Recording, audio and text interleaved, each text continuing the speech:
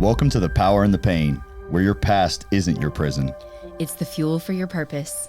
I'm Greg Pease, combat veteran, NLP trainer, and your guide to turn trauma into triumph. And I'm Catherine, truth teller, mirror holder, and voice for the breakthrough hiding in your breakdown. This is The Power and the Pain. Let's go.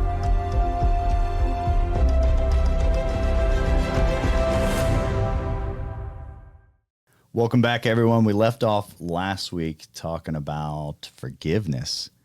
Well, I like actually the way you put it, Catherine. We were talking about the F word. The big one. The F bomb. Yeah. It has more than, is it 4 letters?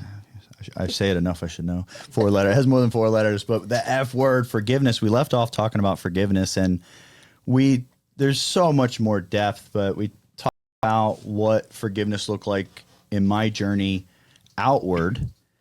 And today we're going to take a dive into that inward. And I want to also share a little, we talked last time about that coach, guide, whatever it may be. Listen, the label's not important. It's someone that has went the journey. They're a few steps ahead and you trust them. Yeah. That's what it is. The reason why you can do it, you have everything. We all have everything we need already inside of us. So we're already equipped to do the entire journey by ourselves, and we could. Mm-hmm. If you do it alone, you're going to have the experiment effect. I don't know if this is right or wrong. So I'll either have analysis paralysis, so I don't take action because I don't know if it's right or wrong, or I have to take action, and sometimes it's going to be a little messier along the way. As long as I'm willing to keep going, I'll still get there.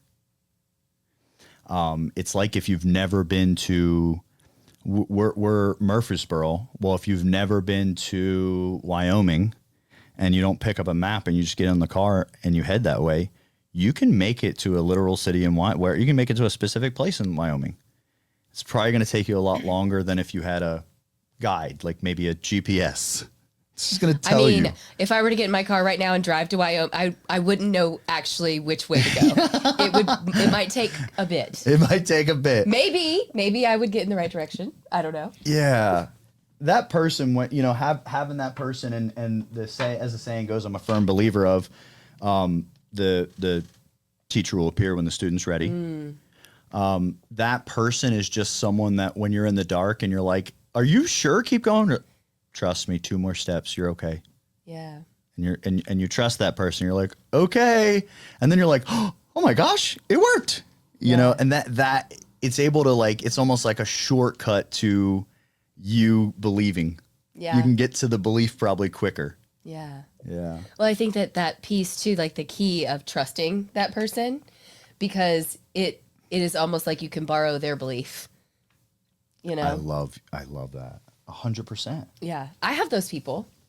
And I can, it's almost like I notice they're my expanders because I can borrow their belief, and then because I see it to be true for them too. Right. You know? Right.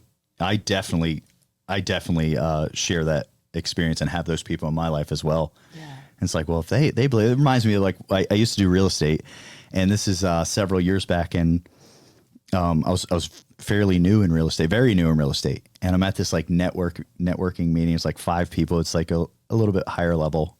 And I get invited in. I'm the low man on the totem pole at the table. Okay. I'm just learning, but I'm thankful to be at the table. And there's another, real estate agent there. And it wasn't just, there was only 2. That was the only other one. It was different fields and such. And I, we're having a little banter on real estate. How's it going? Going. He's like, yeah, it's going pretty good. And he said he had just sold $1 million listing before he could get the sign in the yard.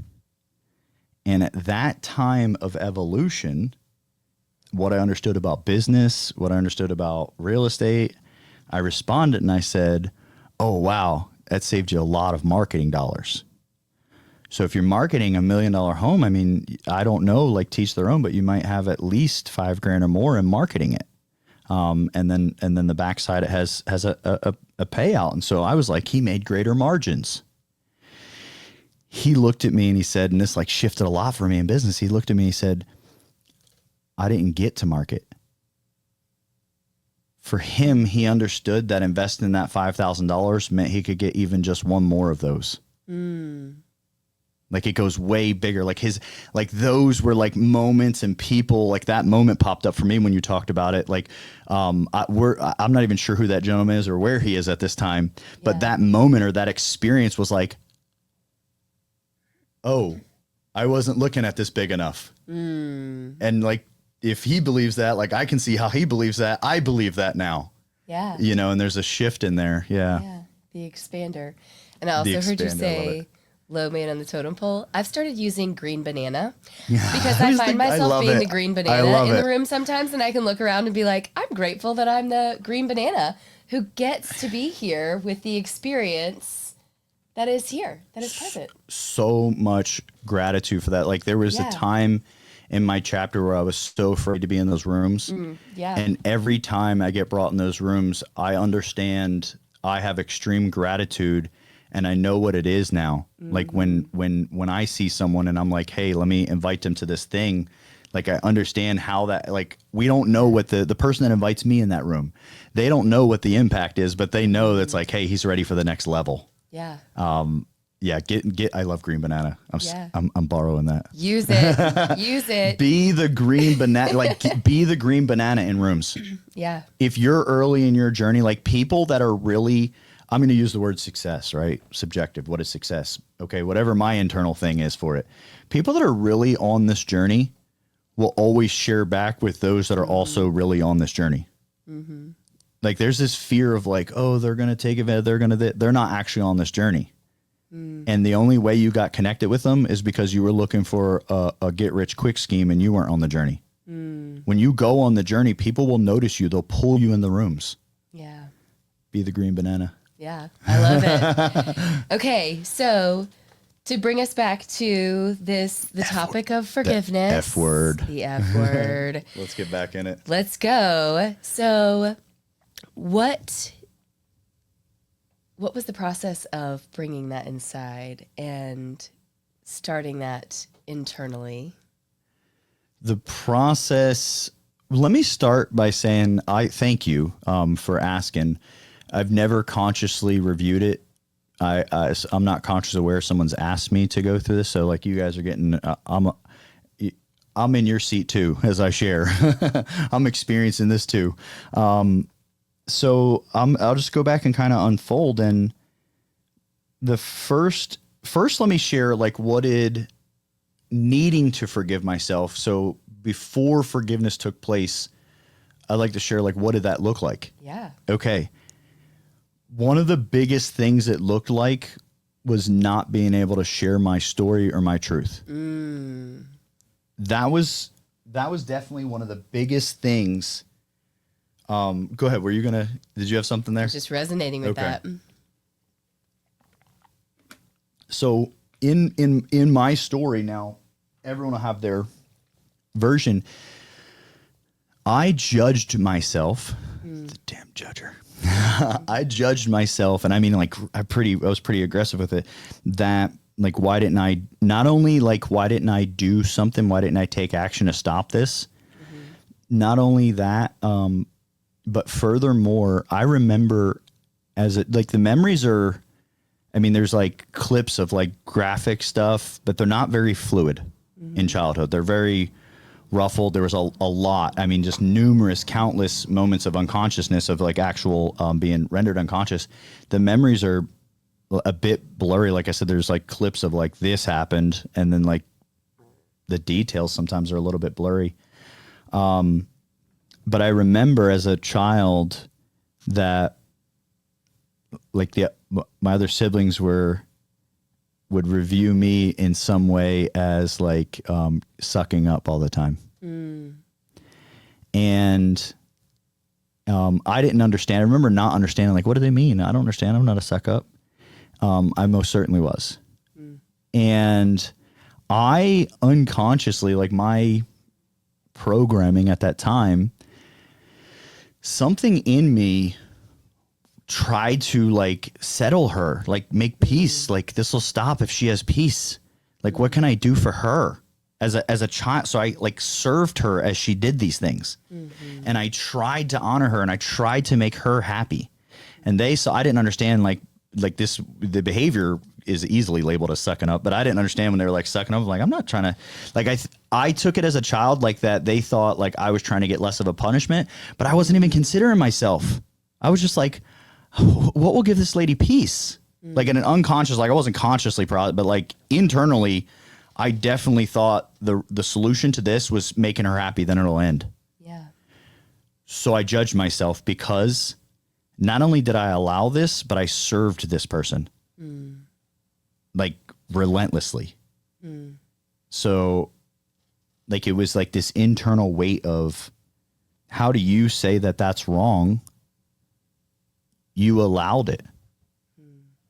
Okay. For those listening, you're probably saying to yourself, you were a child. Okay. But at the time, this is what I'm feeling before forgiveness. Yeah. This is what it looked like before forgiveness. And then I wanted to tell my story to the world because internally for me, nobody ever heard it. Mm-hmm. And it was always not true. It was always like she was exceptional. She was the master of deception. Yeah. And so it was like, I want to actually like this did like we saw the boogeyman and like I have pictures and like I want to show people like we saw it. It was there. Yeah. And I couldn't for many years because it didn't sound exactly like this. These weren't the exact words, but there was this unconscious tape playing that was something like if you share this, people are they're going to judge you because you allowed it to happen. Mm. How can you say it's wrong? You stayed in that relationship. Mm. Again, I understand today this doesn't exactly apply to a child, but before forgiveness. So to share this would have to go back through that I did something wrong. And in childhood, I was always the one that was wrong while these things were happening. Mm-hmm. And so I did not want to relive that. So I didn't share for a while. Now, that's what it looked like before forgiveness. And then to say process, again, I'm not consciously aware of a process, but through the journey, I know some things I'm thinking right now, like if I was to try to turn this into a process, I'm going to my mind, I'm thinking like, well, what changed? Because then we can think about what changed it. Mm-hmm. One of the big changes internally one of the big shifts that as I navigated this was changing the story that I was telling myself. Mm. And then like in more detail, like the story that I had, whatever the exact labels were, I had responsibility in this thing happening because I allowed it and I served this person. And so that's the story I'm telling myself. And then in the book, The Power in the Pain, like we all have like our darkest moments are where we were given our gifts. We just have to go back and extract them. So the pain that you experience, all of us that we experience in our life, like those heaviest moments, when we're willing to go back and look at it with a different narrative, tell ourselves a different story about it, we will find gifts that were there the whole time. We were just neglecting them. As I went back, I started looking at myself as someone, as that version of me. Like I saw myself as someone that was so strong, so powerful that they were able to do this and still serve that person. Mm. Like how like I saw that as a weakness before, but now I started seeing it as a strength. Like if you were to, like no one wants to go through that. But if you were to, like if it just, we're literally not, like if you were to go through a situation where you were being violated and you were able to mentally condition yourself to do this for years and serve that person and know that this is wrong and get out of it, it started becoming an awareness of a strength.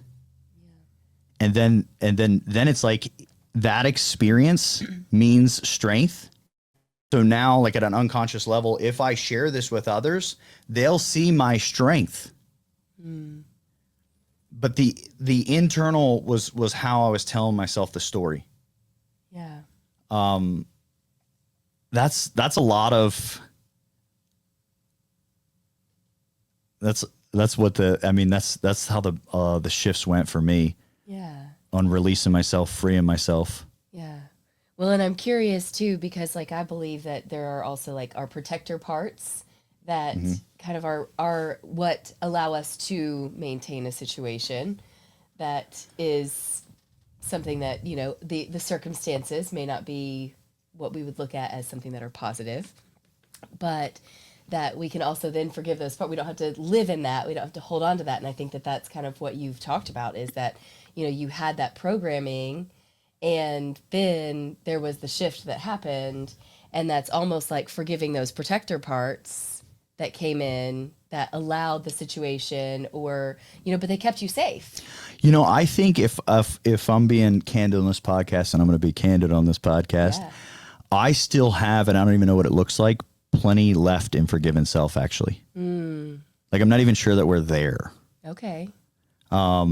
You know, those shifts, like you said something a moment ago, like those shifts are what allow us to go back and actually forgive that protector. I'm not sure that I even actually went back and forgave the protector yet. So like we're somewhere on that journey. Oh, no. No, I will. Yeah. But if I think about it, if I'm like I can pretty intimately talk about the process of forgiving my stepmother. But when I think about this, I'm like, there's gaps there. And so I would suggest I have more journey left in forgiving myself, in comparison, if I were to make a comparison to, say, forgiving my stepmother. Yeah. But the shifts are what allowed me to where it's not a weight. Yeah. And let's ask, because you've shared some really good stuff. So what do you think, what would you say, what would you say to, what do you, either personal experiences and or learnings, sharings for others, and me personally, what do you think that journey of, we'll say forgiving the protector, but forgiving that self, like once we make some shifts, now it becomes, we have access to that forgiveness. What would you suggest to me?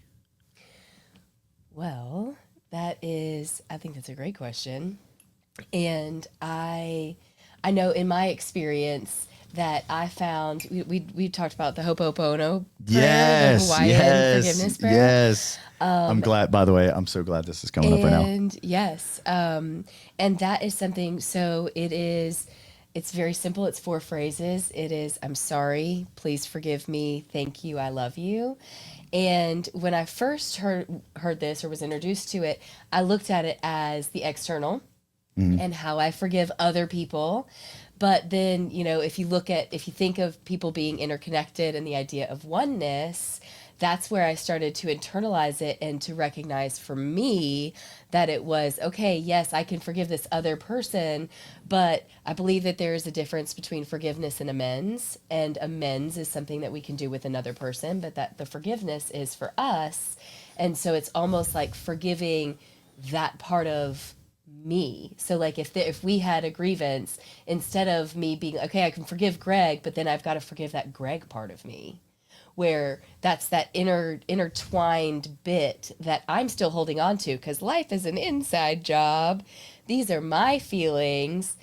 So while I can forgive you and release you from that, where is the part of me that is still holding on to it? Because that's that armor that keeps me protected, keeps me safe. It's safer if I keep this up that says, well, I've forgiven him, but this is mine.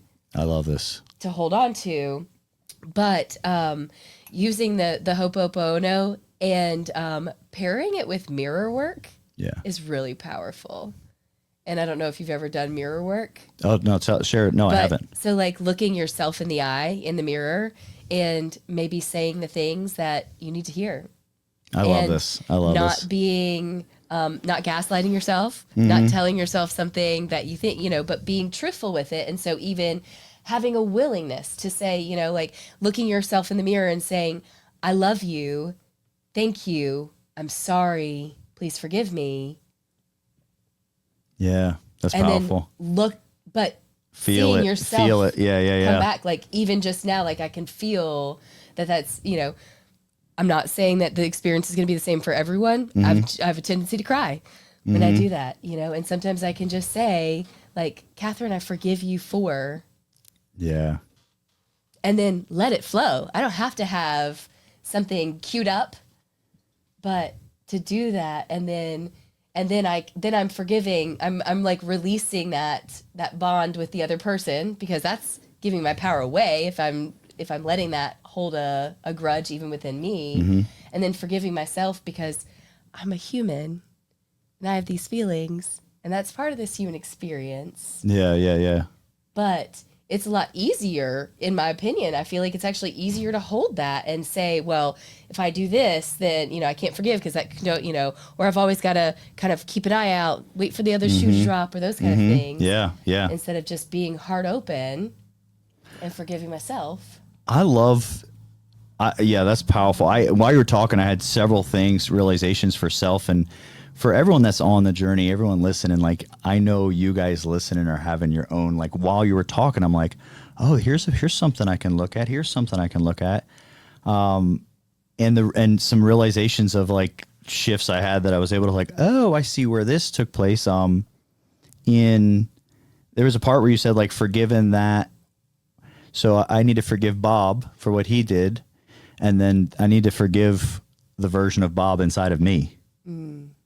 Or something similar, but that's what tracked for me. And I was like, what would that look like? Right. Cause that person was overly aggressive. And then I realized, and I'm still on this journey, but Step Into Your Power is my signature event. What I love, like my big message to help with people is like finding your voice, speaking your truth, saying, and, I realized like a lot of in the beginning when it was really hard for me to share my truth, to speak my story, like I talked about, there was I thought people were going to see it this way, so on and so forth. But also something that, I didn't identify with earlier is we have like the warrior archetype, if you will. We all have it. Some of us are like, have what I refer to as away from energy. So like, I'll never do that. Some of us have towards energy. I have to do that. That's your iron fist. So you're away from energy. If they're away in the warrior, they're like very non-confrontational. If they're a towards in the warrior, they're the iron fist. And then if I'll use the word like healed their warrior, then they're capable of being stern and loving. Okay. So the warrior is like the one that speaks for himself. That archetype is what allows us to speak our truth, if you will. Forgiven that version inside of me for a long time. Like I didn't have these labels for it. These labels are just for using today, but for a long time, going in our power was a bad thing. And then going inside and forgiving that version of me. Well, what version of me? Like I wasn't bad in my power then. No, but when I started this journey in 2011, there was just like one or two times when I went in my power and was bad. So like forgiven is like me going back and forgiving myself when I used my power the way I saw power be used. Thank you for thank you for that reflection. I mean, I've done it in traffic. I watched someone in a car in front of me yelling at their kids in the back seat, and the judge came out.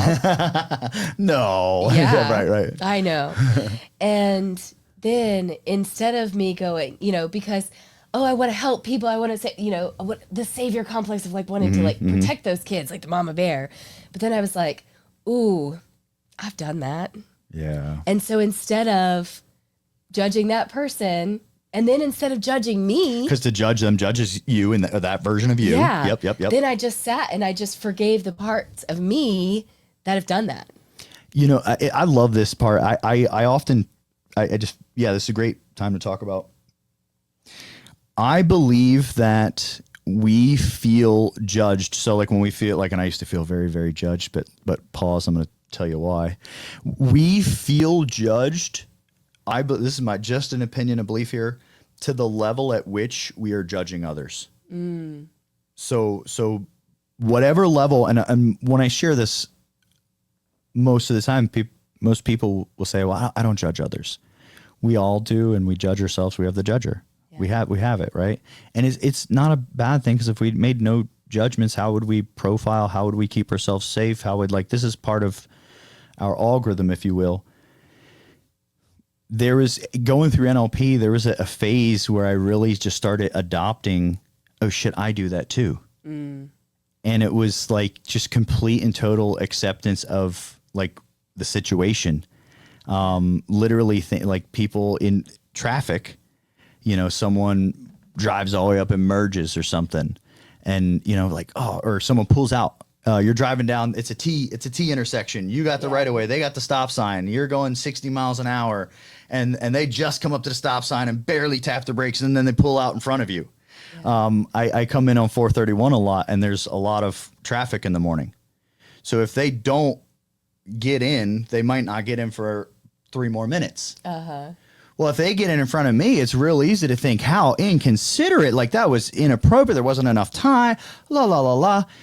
And then like I like a couple years ago, I started anchoring myself. Like if I was in their shoes, I boldly would have made that decision. Why would I wait 3 more minutes? Yeah. Like I know I've looked at it. I'll make sure I safely get out in front of you. Well, now, like if that's the decision I would make, fuck yeah, like get it. Get on it. Yeah, let's go. I don't care if people cut in front of me, but I do like them to go once they do. You do gotta go. You gotta go. Come on. Gas pedals the one on the right. If you pull out and drive slow, just know we are judging you. We're forgiving you is what we're doing. We are forgiving you for your circumstances of cutting in front of us and going slow. Yeah. No, that's funny. Having that, you know, you brought that, you brought it up with seeing, you know, if you saw someone being mean to their kids, like that immediate, you know, it's not only the judger in us, but the vigilante in us. I'm sure you've heard me say before, I say frequently, I said at the last Step in Your Power, like, I don't think like I'm here to share information and to help improve people's lives, because people often come to me like, what do I do about this person? Yeah. And I can only talk to you about what you'll do in that situation. Yeah. So like I am very congruent with and comfortable. Like I wasn't called to right the wrongs in this world. Yeah. I wasn't called to be a vigilante. I was called to be a servant. So like I can help you, but I can't help you change another person. Yeah. And I tie all that in with, you know, judging. I remind myself, because I'm great at judging. I remind myself frequently when I'm judging, like, hey, you're not a vigilante. Like they might literally be wrong right now. Yeah. And you're not the judge. Yeah. Like if you need to protect yourself, if you need a boundary, like always, like I'm like boundary up, like always boundary. Yeah. So we're allowed to implement boundaries, but as far as like, I know that they're doing it wrong. It's wrong. It's morally wrong. It's legally wrong. It's wrong. You found it? Yeah. There's grass outside. Yeah. You know, are you going to go serve that person? Are you going to help that person? You know, you need a boundary. But if we can kind of release or be conscious of that vigilante inside of us, that judger and that vigilante. We talked about a lot of archetypes today. Yeah. The warrior. Well, and I feel like the boundary conversation could be like a whole nother series too. Literally. We will definitely further in. Let's go into boundaries deeper in the future episodes for sure, because that's a whole, it's a whole thing. It's a whole thing. Well, and I feel like sometimes that forgiveness can feel out of reach for people. And so, you know, like this, I also believe that trauma can be a mental hierarchy, but you know, there's like the body can notice those things, and that's like kind of what can keep us in those patterns. And so most certainly, if somebody has gone through something and they're like, well, it wasn't as bad as what you went through, so like it's not that bad. I feel like that also can kind of be a little like, no, I don't want to say cop out, but it can be like, oh, well, mine's not that bad, so it's fine. And then we could just stay in these. And I'm saying me, I did this. You're like, I'm talking about me. I'm talking about me. But what would you say to somebody who feels like that's hard? Yes. I would say to that person, forgive and make friends with the judger. The judger is what's allowing the comparison. Yeah. And like we could say, and hey, we're going to be candid on here. So like we could say, you were like, hey, it's like a cop out. We can use those labels and use them as a candid term. And unconsciously, it may be that person's way of copping out of that. It may be that unconscious programming. But more importantly, what I would want to say to them, the message I want to share with them is, to make any, it's all relative. It's all relative, but to make any comparison, and it's not about like, even if you weren't making a comparison, but to make any comparison, you must go outside of self. And so to understand how it was relative, like if speaking to that person, to understand how it was relative, you must go inside and allow yourself to experience, to just experience. What word do I want to use? Allow yourself to go inside and just see what's there. And then feel it. Because then you have labels for what you want on your journey. And like now, first of all, we have everything inside. We could do it with self, but with the people you trust, then you can go to and like, I feel this way about this, and I realize it's not allowing this, and it's relative now. It has no comparison. You let yourself but with the comparison, we're not inside. Yeah. And then once we go, like someone in that journey, as they evolve, like they'll evolve, right? They go inside, they'll start evolving.